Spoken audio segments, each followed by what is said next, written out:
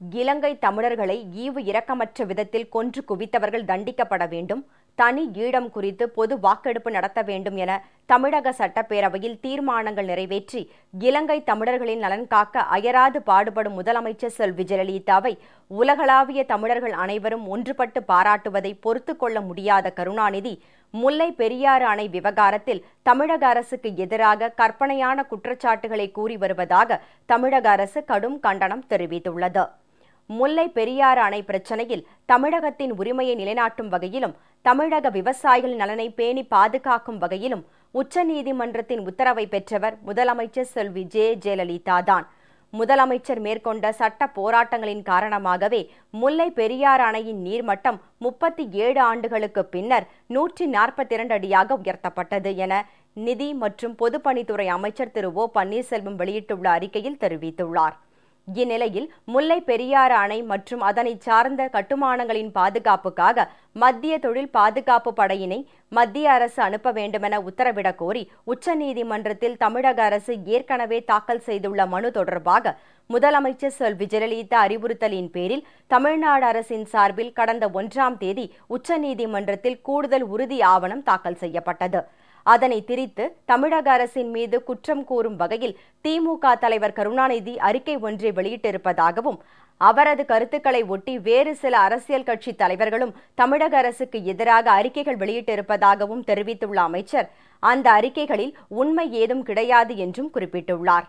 2009ஆம் ஆண்டு இலங்கை அரசால் நிகழ்த்தப்பட்ட ஈவு இரக்கமற்ற தமிழின படுகொலையை கண்டித்தும் அதற்கு காரணமானவர்கள் தண்டிக்கப்பட வேண்டும் என்றும் இலங்கை முகாம்களில் உள்ள தமிழர்கள் அனைவரும் தங்களது சொந்த இடங்களுக்கு திரும்பி சிங்களர்களுக்கு இணையாக கண்ணியமாக வாழ வகை செய்யும் வரையிலும் அனைத்து குடியுரிமைகளையும் தமிழர்கள் பெறும் வரையிலும் மற்ற நாடுகளுடன் இணைந்து இலங்கை அரசின் மீது பொருளாதார தடையை விதிக்க மத்திய அரசு நடவடிக்கை எடுக்க வேண்டும் என்றும் இலங்கை நாட்டினை நட்பு நாடு என்று சொல்வதை இந்திய அரசு நிறுத்திக் கொள்ள வேண்டும் என்றும் ஈழ தமிழர்களின் எதிர்கால நலனை கருத்தில் கொண்டு தனி ஈழம் குறித்து இலங்கை வாழ் தமிழர்களிடமும் இலங்கையிலிருந்து இடம்பெயர்ந்து பிற நாடுகளில் வாழும் தமிழர்களிடமும் பொது வாக்கெடுப்பு நடத்திட ஐக்கிய நாடுகள் சபையின் பாதுகாப்பு குழுவில் தீர்மானத்தை கொண்டுவர நடவடிக்கை எடுக்க வேண்டும் என்றும் சட்டமன்றத்தில் தீர்மானங்களை நிறைவேற்றி இலங்கை வாழ் தமிழர்களின் நலன்களை பாதுகாக்க நடவடிக்கைகள் எடுத்தவர் முதலமைச்சர் செல்வி ஜெயலலிதா என்றும் ஆதாரங்களுடன் அமைச்சர் தெரிவித்துள்ளார்.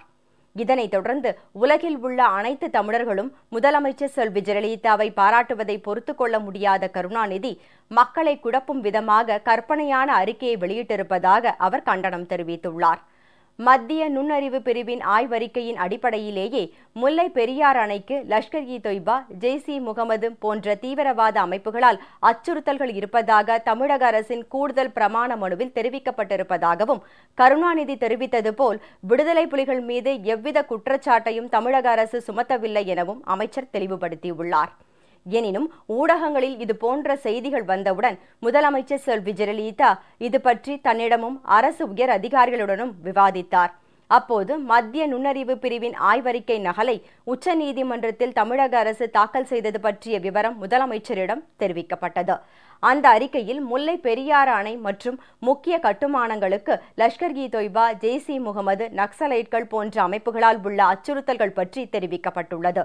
இலங்கையில் விடுதலை புலிகள் இயக்கம் அழிக்கப்பட்ட பின்னர் மீதமுள்ள உறுப்பினர்கள் ஒன்று திரள முயற்சித்துள்ளனர் என்றும் அவர்கள் இறுதிப் போரில் இலங்கை தமிழர்களுக்கு இந்தியா உதவி செய்யாததால் இந்தியாவுக்கு எதிரான நிலைப்பாட்டை கொண்டுள்ளனர் என்றும் மத்திய நுண்ணறிவு பிரிவின் அறிக்கையில் குறிப்பிடப்பட்டுள்ளது. மேலும் முக்கிய கட்டுமானங்களுக்கு அவர்களிடம் இருந்து அச்சுறுத்தல் இருப்பதாக குறிப்பாக எதுவும் இல்லை என்றாலும் தேவையான முன்னெச்சரிக்கை நடவடிக்கைகள் எடுக்கப்பட வேண்டும் என தெரிவிக்கப்பட்டுள்ளது. இதிலும் கூட விடுதலை புலிகள் முல்லை பெரியாறு அணைக்கு சேதம் விளைவிப்பார்கள் என்று குறிப்பிட்டு மத்திய நுண்ணறிவு பிரிவு தெரிவிக்கவில்லை. இருப்பினும் இது குறித்த தேவையற்ற விவாதமும் மனக்கசப்பும் இலங்கை தமிழர்களுக்கு ஆதரவாக உள்ள முதலமைச்சர் செல்வி ஜெயலலிதா தலைமையிலான அரசு மீது வீண் பழியும் சுமத்தப்படுவதால் தமிழக அரசு ஒரு கூடுதல் மனுவை உச்சநீதிமன்றத்தில் தாக்கல் செய்ய வேண்டும் என முதலமைச்சர் அறிவுறுத்தியுள்ளார். விடுதலை புலிகள் குறித்த மத்திய நுண்ணறிவு பிரிவின் குறிப்பை தமிழக அரசு ஏற்றுக்கொள்ளவில்லை என்ற விவரத்தை இந்த கூடுதல் மனுவில் குறிப்பிட்டு தாக்கல் செய்யுமாறு முதலமைச்சர் அறிவுறுத்தியுள்ளார். முதலமைச்சர் அறிவுரையின்படி உச்சநீதிமன்றத்தில் இதற்கான மனு உடனடியாக தாக்கல் செய்யப்படும் என்றும் அமைச்சர் குறிப்பிட்டுள்ளார். கடந்த 2009ஆம் ஆண்டு இலங்கை தமிழர்கள் ஒட்டுமொத்தமாக கொல்லப்படுவதற்கு கருணாநிதியின் செயல்கள்தான் காரணம் என்பதை முதலமைச்சர் செல்வி ஜெயலலிதா பலமுறை எடுத்து சொல்லியிருக்கிறார்.